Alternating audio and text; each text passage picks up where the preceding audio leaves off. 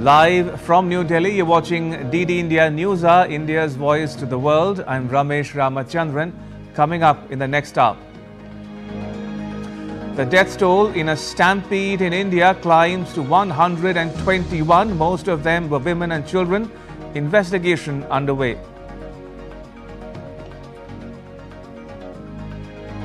India's Prime Minister Narendra Modi replies to the motion of thanks on the President's address in the upper house of the country's Parliament, says capital markets have jumped after election results and that there is an atmosphere of joy across the world. Parliament adjourned sine die.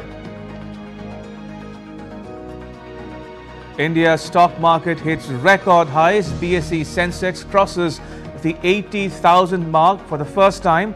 Nifty 50 surges 169 points in opening trade. US judge postpones Donald Trump's sentencing in hush money trial to September after top court ruling on presidential immunity. And France's left-wing and centrist parties withdraw hundreds of candidates from Sunday's runoff vote in a bid to prevent the far-right National Rally Party from winning an absolute majority.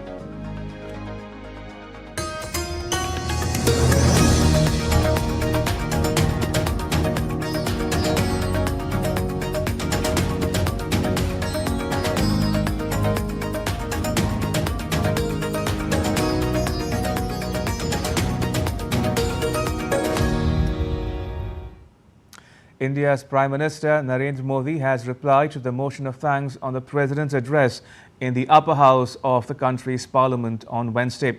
Speaking in the Rajya Sabha, the Prime Minister expressed gratitude to the people for supporting the work done by the BJP-led NDA government in the last 10 years.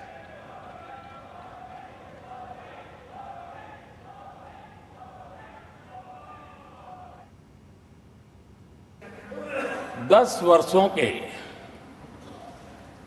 अखंड एक निष्ठ अविरत सेवा भाव से किए हुए कार्य को देश की जनता ने जी भरकर के समर्थन दिया है। देश की जनता ने आशीर्वाद दिए हैं। आदरणीय सभापति जी, इस चुनाव में देशवासियों की विवेक बुद्धि पर गर्व होता है क्योंकि उन्होंने प्रोपेगेंडा को परास्त कर दिया है। Prime Minister Modi vowed that with the public's mandate in favor of the NDA, India will ascend to the status of a global economic powerhouse, joining the ranks of the world's top 3 economies. Corona के कठिन कालखंड के बावजूद, संघर्ष की वैश्विक परिस्थितियों के बावजूद, तनाव के वातावरण के बावजूद भी हम हमारे देश की अर्थव्यवस्था को 10 नंबर से आज विश्व में 5 नंबर पर पहुंचाने में सफल।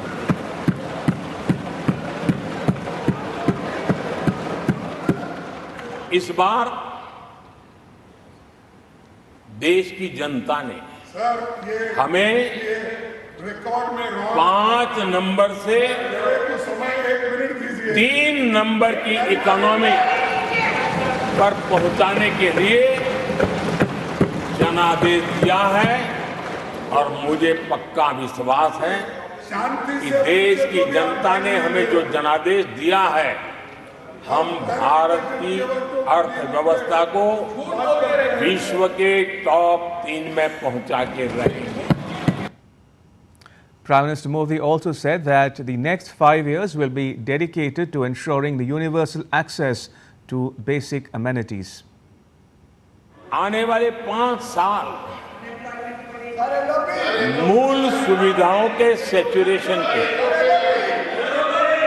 और हम एक सामान्य नागरिक की जो रोजमर्रा की जिंदगी की आवश्यकताएं होती हैं। एक गरिमापूर्ण जीवन जीने के लिए जिन व्यवस्थाओं की, जिन सुविधाओं की, जिस प्रकार के गवर्नेंस की आवश्यकताएं होती हैं, हम इन मूलभूत सुविधाओं के सैचुरेशन का युग के रूप में उसको परिवर्तित करना चाहते हैं। आदरणीय सभापति जी, आने वाले 5 वर्ष गरीबों के खिलाफ निर्णायक लड़ाई के हैं। The Indian Parliament has been adjourned sine die after the upper house on Wednesday adopted the motion of thanks on the President's address. On Tuesday, the first session of the 18th Lok Sabha or the lower house was adjourned sine die, marking the conclusion of a productive legislative period that saw significant developments. The session, which commenced on 24th of June, comprised 7 sittings over a span of 34 hours, achieving a commendable productivity rate of 103%. And joining me is my colleague Debyendu Mondal. Debyendu, tell us more about the Prime Minister's reply to the debate in the upper house of Parliament, the key takeaways from that intervention of his. Well, Ramesh, good afternoon. Yes, even today, the Prime Minister's reply on the motion of thanks to the President's address went on for about 2 hours. The Prime Minister, spoke at length about the multiple issues that have been raised by the opposition, in both the houses of Parliament. The Prime Minister also today spoke about emergency at length, about how the opposition, who are today trying to take the constitution or holding the constitution within the Parliament, they were the same people that had crushed the constitution during the emergency period of 2 years, and how the people of this country in 1977 showed given a befitting reply to the Congress. So therefore he also says that therefore the Congress should not be the one that should be teaching the country on the principles of constitution. The NDA, he also spoke about how the people have blessed the NDA for the 3rd consecutive time, and that the people still have faith with the NDA government and the leadership of Prime Minister Narendra Modi and his government, to make better developments for the country. The Prime Minister yesterday also had spoken about, on the similar lines, about how his government is trying to bring India's economy from the 5th largest to the 3rd largest economy in the world. So of course, many also he also made special remarks on Sudha Murthy and spoken about how the government is dealing with women empowerment, or perhaps bringing in more policies for women empowerment and development which are led by women.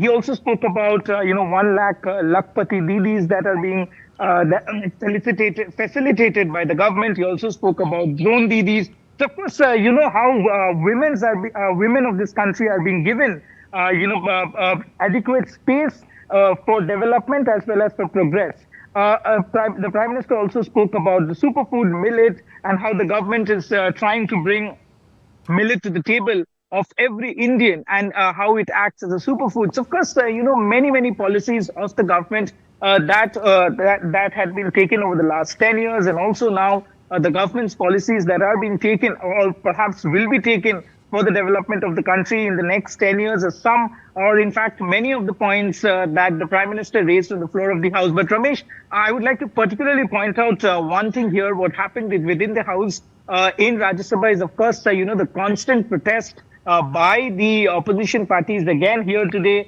where the opposition kept demanding that the LOP be given to speak, but the LOP was given adequate time. The chairman, which is Vice President, have clearly said that both the LOP and the leader of the House have been given equal time to speak on the floor of the House, and therefore when the leader of the House is talking, or the Prime Minister is talking, there cannot be any interjection. So of course, after a long protest on that, the opposition walked out, and both the Prime Minister as well as the chairman of Rajya Sabha condemned this, terming this as an unconstitutional, unparliamentary behavior by the members or the elder members, because upper house is known as the members for the elder people. So, of course, it was a disrespect to the constitution. Yes, Ramesh. Right. All right, we leave it at that. Debyendu, thank you. Debyendu Mondal reporting there from outside the Parliament building. In some other news, the death toll in a stampede at a religious event in India has risen to 121. The incident took place at Hathras in the northern state of Uttar Pradesh. The victims, mostly women and children, many of the deceased were still being identified. A first information report has been registered against the organizers of the event. According to an official police complaint, permission was granted for 80,000 people to assemble there, but more than 250,000 devotees turned up for it. India's Prime Minister Narendra Modi has condoled the deaths. Uttar Pradesh Chief Minister Yogi Adityanath has announced a financial assistance of $2,300 each to the family of a deceased. Uttar Pradesh Chief Minister Yogi Adityanath visited Hathras on Wednesday. He held a meeting with the authorities concerned. Afterwards, he visited a government hospital there to inquire about the well-being of the injured. At least 28 people were injured in the incident. The Chief Minister has promised a thorough investigation. Meanwhile, a public interest litigation was filed in the Allahabad High Court seeking a Central Bureau of Investigation inquiry.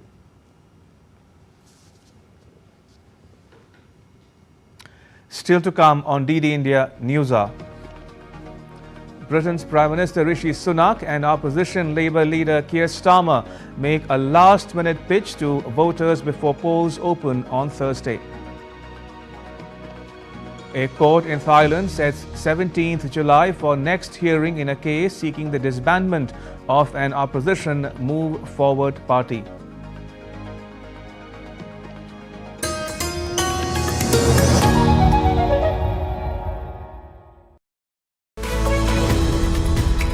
We just don't bring you the news as it unfolds. We get to the heart of the matter. We don't just present facts, we demystify complex social, political and economic events. We break stories that shape the world's present and future because you deserve the truth. I am Tanvi Taneja from New Delhi. I'm Ollie Barrett from London. I'm Nick Harper from Washington, D.C.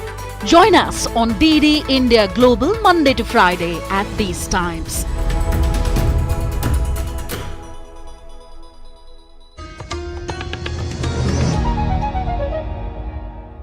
You're watching DD India News Hour. I'm Ramesh Ramachandran. In France, more than 200 candidates from the left-wing and President Emmanuel Macron's centrist camp have withdrawn from Sunday's runoff election in a bid to avoid splitting the anti-right-wing vote. According to French media, there will now be around 108 three-way races instead of more than 300. The mass exits came after Marine Le Pen's far-right National Rally Party secured a historic win in the first round of poll. The second round will be held on the 7th of July. A broad left-wing alliance came second and Macron's centrists were placed third. Marine Le Pen's National Rally Party slammed Macron's call for a Republican front to defeat the far-right, saying that the move was elitist and against the French people's interest. I don't believe in this Republican front at all. You know, I think one cannot stand up against a people who have started to hope again. National Rally leader Bardella is the personality who crystallizes this hope, who crystallizes the end of budgetary, migratory and security chaos. The French are counting on us and I think they are much more free than the elites might think. Finalement, la Macronie appelle à voter pour la NUPES. It's the final day of campaigning as the UK prepares to hold a parliamentary election on Thursday. Opinion polls have predicted that the ruling Conservatives will be unseated by the opposition Labour Party after 14 years in power. Prime Minister Rishi Sunak has sought to persuade voters that his 20 months in charge have set the economy on an upward path post the COVID-19 pandemic. He has also argued that Labour will increase taxes. For his part, Labour leader Keir Starmer has promised change, tapping into public discontent over the UK's falling living standards.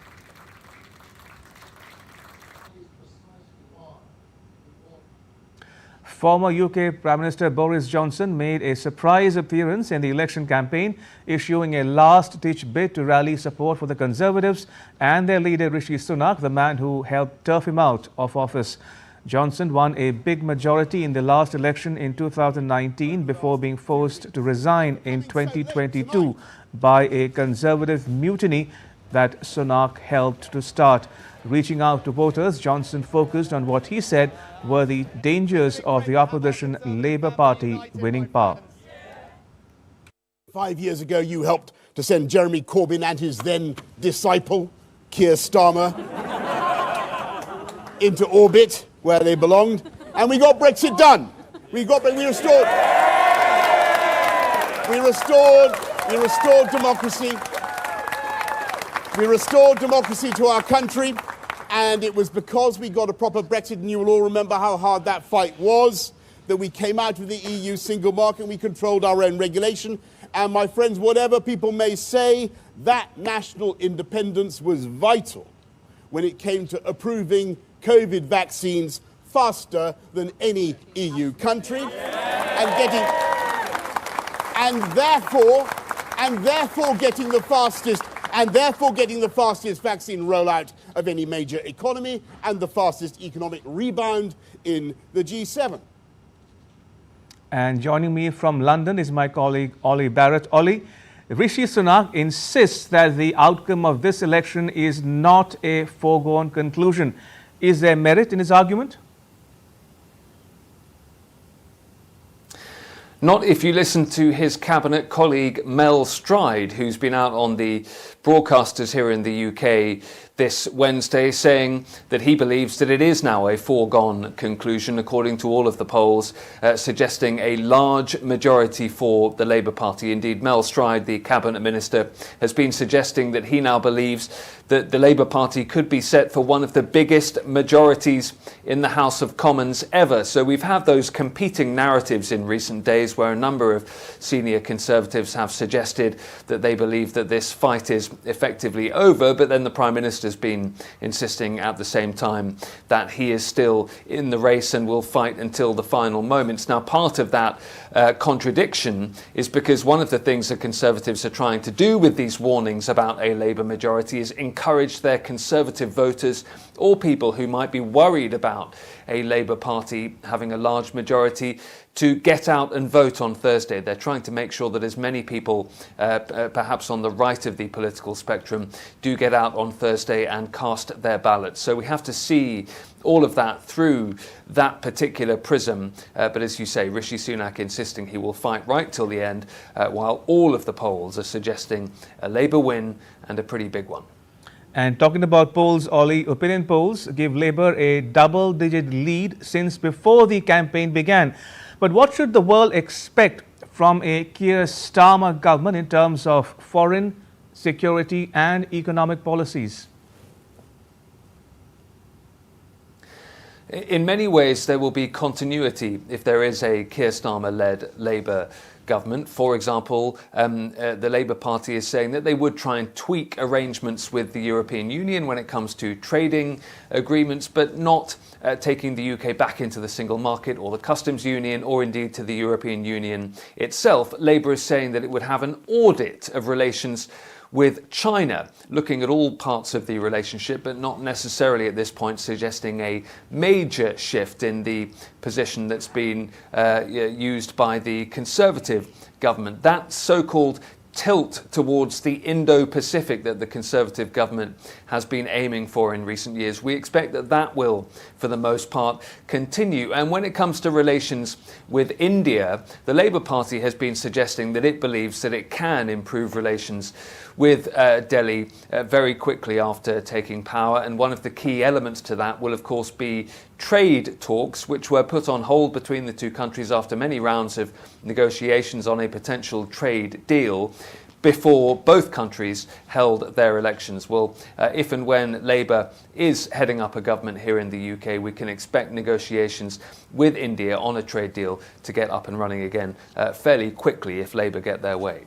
Ollie, thank you. Appreciate it. Ollie Barrett reporting there from London. And moving on, US President Joe Biden is facing candid questions from within. After a disastrous debate night with Donald Trump, doubts are now being raised in the party about his ability to lead.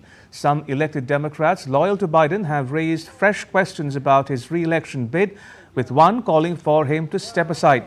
There could be as many as 25 Democratic lawmakers in the lower house of the US legislature preparing to call for Biden to step aside. With pressure rising, some donors have called for him to step aside as well. And other Democrats are worrying openly that he is not equipped to beat Trump in November. But some experts say that whether Biden continues his re-election bid is largely his own decision. Meanwhile, the White House has termed Biden's stumbling performance during last week's debate against Trump as a bad night.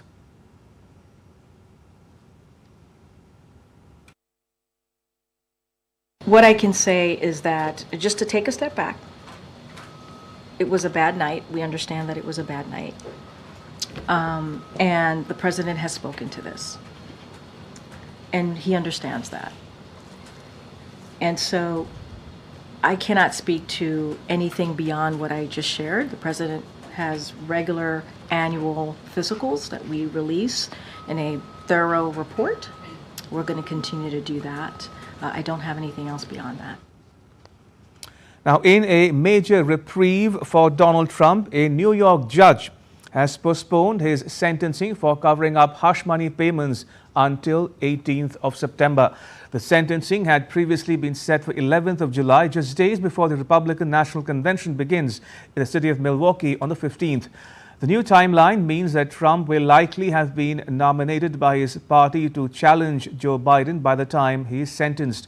The conviction in New York in the month of May made Trump the first former U.S. president ever to be convicted of a crime. He was found guilty on 34 counts of falsifying business records to cover up hush money payments over his alleged affair with an adult film star in the run-up to the 2016 election. In Nepal, the two largest parties in the federal parliament, the NC and the CPM-UML, have agreed to share power equation, aiming to form a new government under the leadership of UML chair KP Sharma Oli. Nepal's Prime Minister Pushpakamal Dahal Prachand on Tuesday called on President Ramchandra Paudel and decided not to resign from his post. The pact finalized between NC President Sher Bahadur Deoba and UML Chair KP Sharma Oli outlines the ministerial division, provincial leadership roles and a rotation for the prime ministerial position. Under the agreement, UML Chairman Oli will lead the government initially for the first half of the remaining term of the current parliament. And now take a look at what else is making news around the world. A court in Malaysia rejected the former Prime Minister Najib Razak's plea to halve his 12-year jail term. The judicial review application had an addendum order by a former king whose term ended in January. The next date of hearing in a case seeking the disbandment of Thailand's Move Forward party has been set for 17th July. The court is set to give its verdict before September. The case is based on the party's election campaign to amend a royal insult law. In a bid to control counterfeiters, Japan has launched new banknotes. The notes use three-dimensional technology for featured portraits. The change comes after 2 decades in the island nation. And still to come on DD India News Hour. India's first solar mission, the Aditya L1 spacecraft, completes its first halo orbit around the Sun-Earth L1 point. And Hurricane Beryl is expected to hit Jamaica on Wednesday.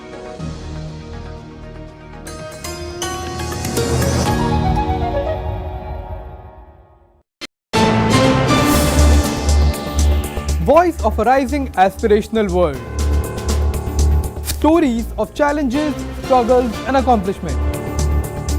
A world battling conflict, hunger and poverty. Embracing growth, development, science and technology.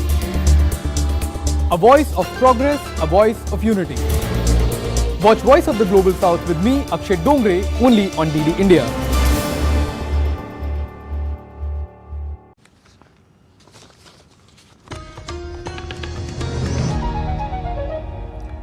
You're watching DD India News Hour. I'm Ramesh Ramachandran. A quick recap of the headlines. India's Prime Minister Narendra Modi replies to the motion of thanks on the President's address in the upper house of the country's Parliament, says capital markets have jumped after election results and that there is an atmosphere of joy across the world. Parliament adjourned sine die. US judge postpones Donald Trump's sentencing in hush money trial to September after top court ruling on presidential immunity. And France's left-wing and centrist parties withdraw hundreds of candidates from Sunday's runoff vote in a bid to prevent the far-right National Rally Party from winning an absolute majority. India's External Affairs Minister Subramaniam Jaishankar is representing the country at a Shanghai Cooperation Organization summit in Kazakhstan. Minister Jaishankar met his Russian counterpart Sergei Lavrov on Wednesday and held wide-ranging talks on bilateral partnership and contemporary issues. The minister noted that the progress in many areas have taken place since their meeting in December 2023. He also raised concerns over Indian nationals in war zone and pressed for their safe and expeditious return. On Tuesday, the minister met Kazakhstan's Deputy Prime Minister and Foreign Minister Murat Notlu. They discussed about the bilateral strategic partnership and India's engagement with Central Asia. They also exchanged views on regional and global issues. Kazakhstan is hosting the summit in its capacity as the current chair of the grouping. The summit is expected to focus on regional security and ways to boost connectivity and trade. India chaired the SCO last year. It hosted an SCO summit in a virtual format in July last year. India is hosting a two-day Global India AI Summit in New Delhi. The summit aims to reaffirm India's unwavering commitment to responsible development, deployment and adoption of artificial intelligence. While inaugurating the summit on Wednesday, India's Minister for Electronics and Information Technology, Ashwini Vaishnav, said that threats of disinformation, misinformation and fake news have all multiplied manifold because of AI. In the recent general elections, we have seen how big a threat disinformation, misinformation and fake news can be. And that threat gets multiplied manifold by the power of AI. And this is not something which only we are experiencing. The entire world has experienced the same, and globally every society, every government is feeling exactly the same threat from the emergence of new risks based on AI. And the societies are responding in very methodical, very thought-through ways. As we look at the potential of AI, we also need to collectively figure out a way what limits we need to pose on the technology. Japan's Vice Minister for Policy Coordination in the Ministry of Internal Affairs and Communications, Hiroshi Yoshida, attended the inaugural ceremony of the summit in New Delhi. He applauded India's initiative to promote safe, secure and trustworthy artificial intelligence. Hosting India AI is a testament of India's strong commitment to promote the responsible development, deployment, and use of AI. This is a great opportunity to bring together companies, startups, researchers, and users to discuss urgent issues for promoting safe, secure, and trustworthy AI. I'm convinced that India AI will create a great synergy with GPay and praised India for this excellent leadership. And Amrit Pal Singh joins us for more. Amrit, what does India hope to achieve towards the end of this summit? Well, India is essentially getting all stakeholders at this conference to put their heads together to work out a model of AI that's more ethical.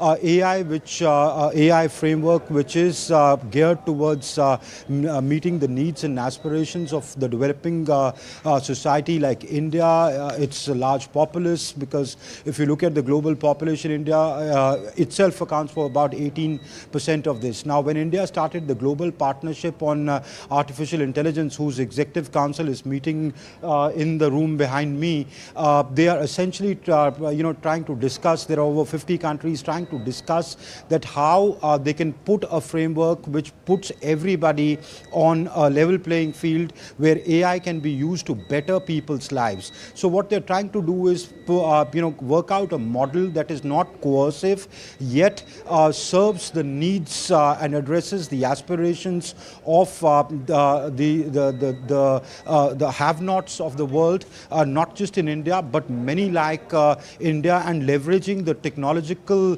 advancement that has already taken place, say both within countries like India, and you leveraging the advancements made in developed countries to address the needs of the global population, which requires AI to fast-track their development. Ramesh? Amrit, thank you. That was Amrit Pal Singh reporting on the Global India AI Summit taking place in New Delhi. In other news, Hurricane Beryl has swept through Grenada and St. Vincent and the Grenadines and leaving many households without power. It's expected to hit Jamaica on Wednesday and the Cayman Islands later in the week. Grenada, a Prime Minister on Tuesday took stock of the damage in the affected area, which he described as being left in a state of Armageddon. At least 2 deaths have been attributed to the impact of the hurricane so far.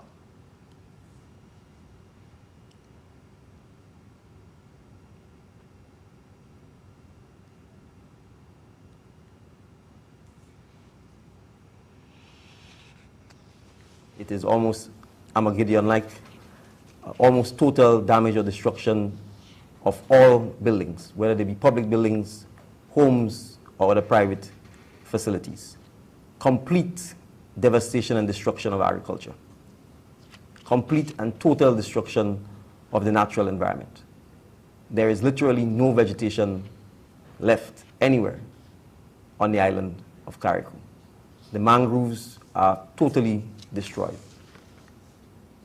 The boats and the marinas significantly damaged. There is almost complete destruction of the electrical grid system in Carriacou. The entire communication system is completely destroyed. As of this moment, communication is still a major problem. Evacuations and cleanup are underway in flood-hit cities in China's Hunan province. Footage showed rescue personnel cleaning up mud and debris from the streets and pumping out floodwater brought by heavy rainfall.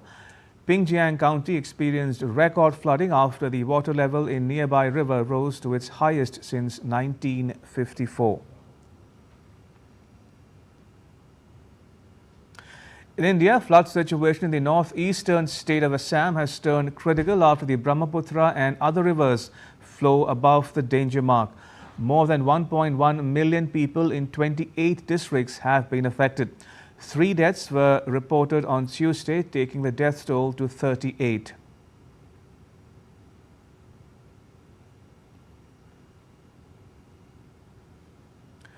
Movement of commercial vehicles along the national highway passing through the Kaziranga National Park has been prohibited to allow the wildlife to move to safety.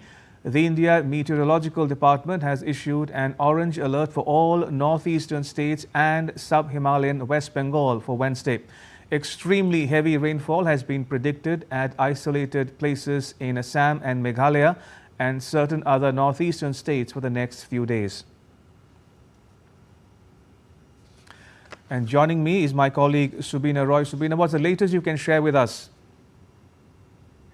Yeah, right, Ramesh. The situation right now is stable as the rivers, mostly in Upper Assam, which were above danger level until now, has receded a bit. And in Guwahati, the water level remains at danger level. The situation is under control now till Morigao. As per the latest bulletin report, it said that yesterday 11 rivers in Assam were flowing above danger level. Over 11 lakh people, Ramesh, have been affected this time by the second wave of floods. And yesterday, 3 deaths were reported. There were cases of embankment breaches which happened in Hatibonda area in Tengaghat and in Kwang, which is a place in the Dibrugarh district. There was another case of embankment breach in Hatibura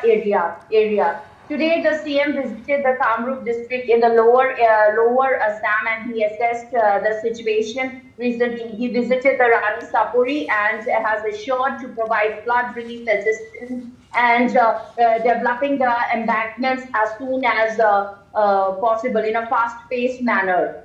Ramesh. All right, we leave it at that. Subina, thank you. Subina Roy reporting there from Assam. Meanwhile, Moradabad district in Uttar Pradesh is witnessing heavy to very heavy rainfall that led to severe waterlogging. Vehicles stuck on waterlogged roads and people facing difficulties in commuting from one place to another.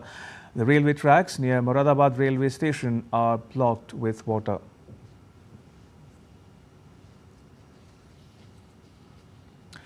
In India, a sixth batch of pilgrims has left a base camp in Jammu on a pilgrimage to the Hindu shrine of Amarnath. A total of 5,725 pilgrims left for Baltal and Pahalgam in the early hours of Wednesday local time. They'll set off for the holy cave on Thursday morning. So far, more than 74,000 pilgrims have undertaken the pilgrimage this season. The 52-day-long pilgrimage began on 29th June and will end on the 19th of August. All right, now take a look at what else is making news in India. India's first solar mission, the Aditya L1 spacecraft, has completed its first halo orbit around the Sun-Earth L1 point.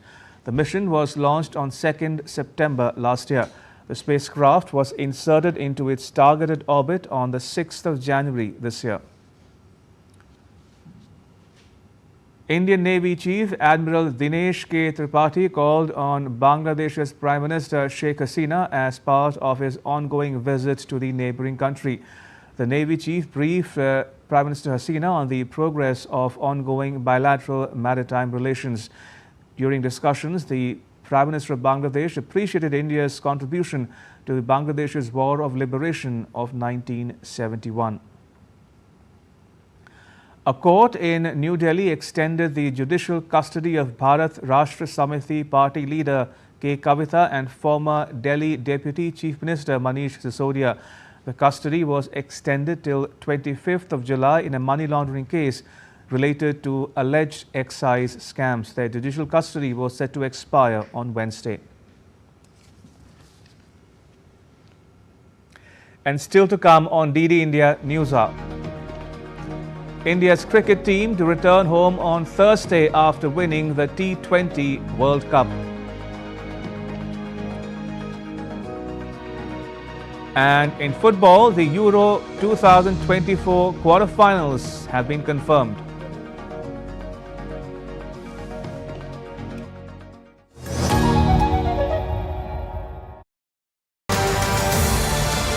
This week on Defense Dynamics, our special coverage is to decode the Pakistan Army's latest announcement of Operation Azm-e-Istikam. We will get you an in-depth analysis of this new Pak Army's operation along with its regional fallout. Watch Defense Dynamics on DD India every Wednesday, 8:30 p.m. IST.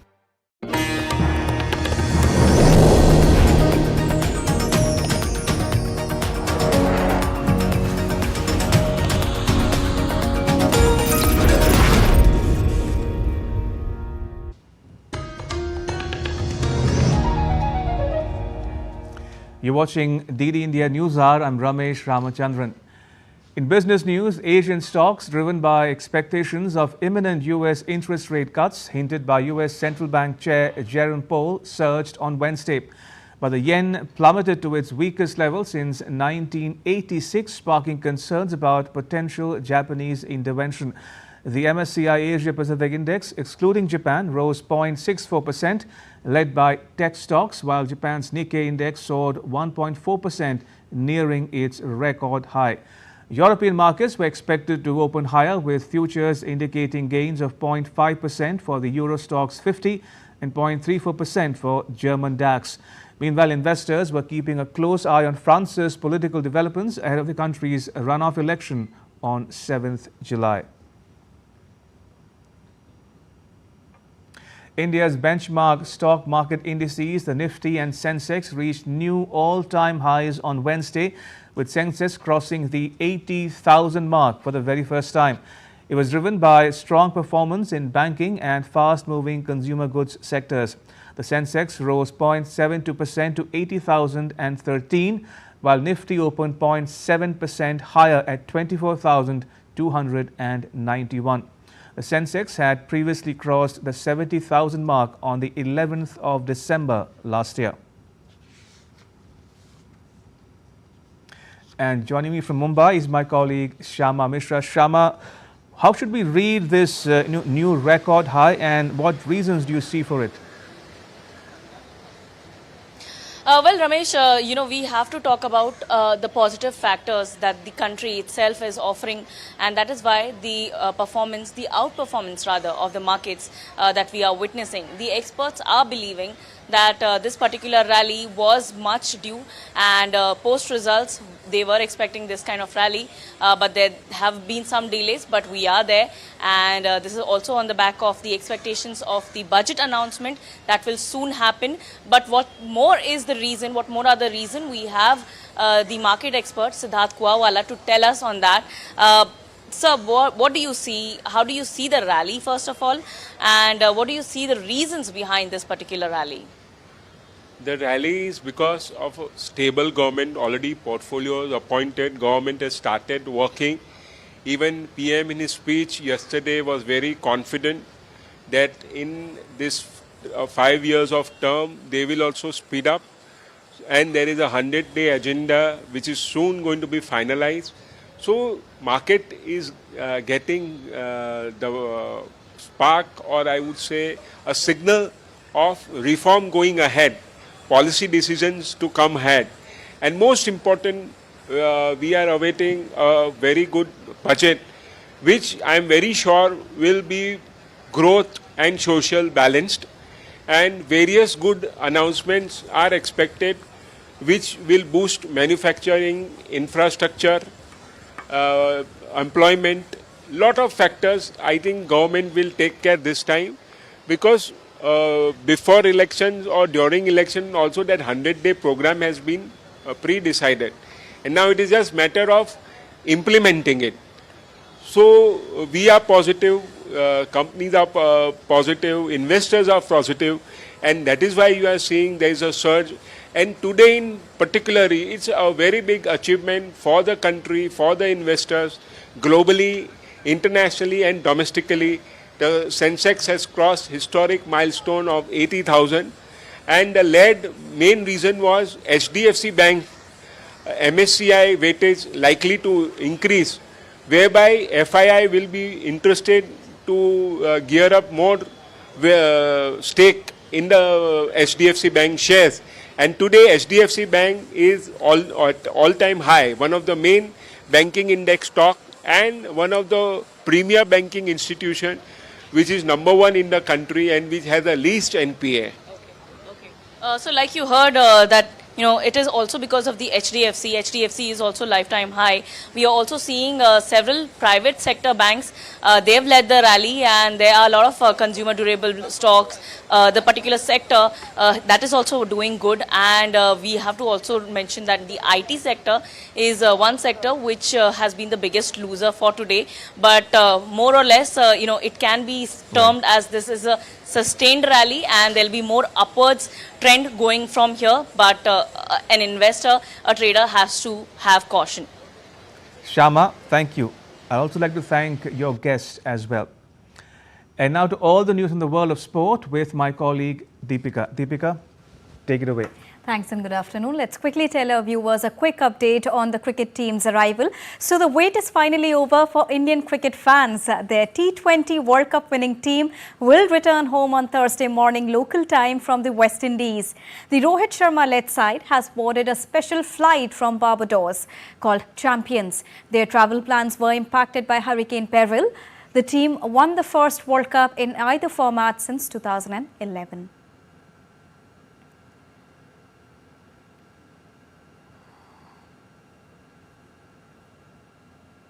On to soccer now. Turkey's Mehdi Demirel struck in each half and its goalkeeper Mert Günok pulled off a superb stoppage time save as it secured a high-octane 2-1 victory over Austria to book a spot in Euro last 8. The central defender scored after 57 seconds and added another one with a powerful header just before the hour to set up a quarter-final clash in Berlin against Netherlands. Cody Gakpo of the Netherlands scored his third goal of the European Championship and Donal Malen added 2 more late on as the Dutch burst back into form with a lively display to defeat Romania by 3-0 in its last 16 fixture. It reached the Euro quarterfinals for the first time since 2008 and Cody Gakpo was a menace all night and turned provider for Malen's first goal in the 83rd minute. Malen notched his second in stoppage time. On to tennis, defending champion Marketa Vondrousova was knocked out in the first round of Wimbledon. She has now become the first women holder to fall at the opening hurdle since Steffi Graf 30 years ago. Vondrousova became the first unseeded woman to lift the title last year. Russian 6th seed Andrei Rublev crashed out of Wimbledon in the first round itself, losing to world number 122 Francisco Cumsana of Argentina in 4-set match.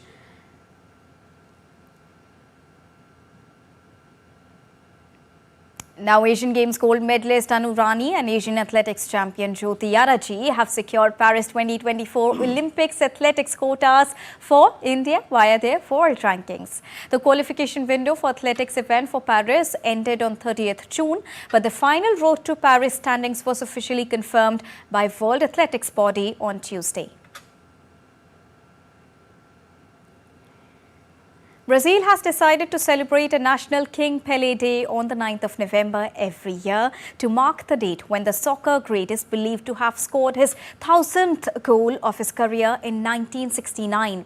Brazil's President Luiz Inácio Lula da Silva has passed a law that sanctions the national tribute to the 3-time World Cup winner. The Brazilian soccer great died on 29th of December 2022 at the age of 82. On 19th November in the year 1969, Pelé scored a goal for Santos from the penalty spot in a 2-1 victory against Vasco da Gama, although some soccer historians question whether that actually was the 1000th goal of his career. The South American nation was then under a military dictatorship that started in 1964 and ended in 1985. So that was a quick wrap from the world of sports. Back to you, Ramesh. Thank you, Deepika. As Deepika says, stay tuned to DD India for the arrival of the Indian cricket team after winning the World Cup in Barbados. What a sight that will be. And before we close, ahead of the upcoming Olympics and Paralympics scheduled in Paris, the Olympic Village is readying itself to welcome more than 20,000 athletes from around the globe who will start arriving from the 18th of July. Located in Saint-Denis, the village is adorned with lovely displays of the game's mascot.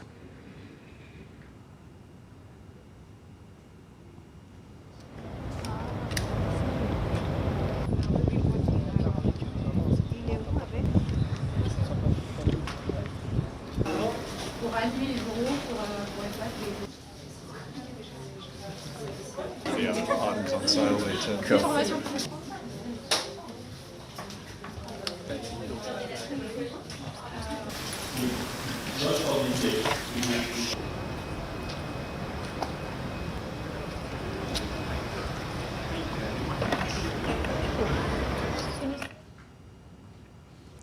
And with that, it's a wrap on this edition of DD India News Hour. You can get all the latest news and updates on the DD India mobile app. It's available on both Android and iOS platforms.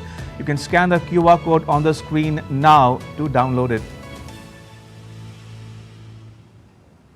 And let us know your thoughts on the news of the day. You can connect with us on Facebook, X and Instagram. You can also check out our website ddindia.co.in.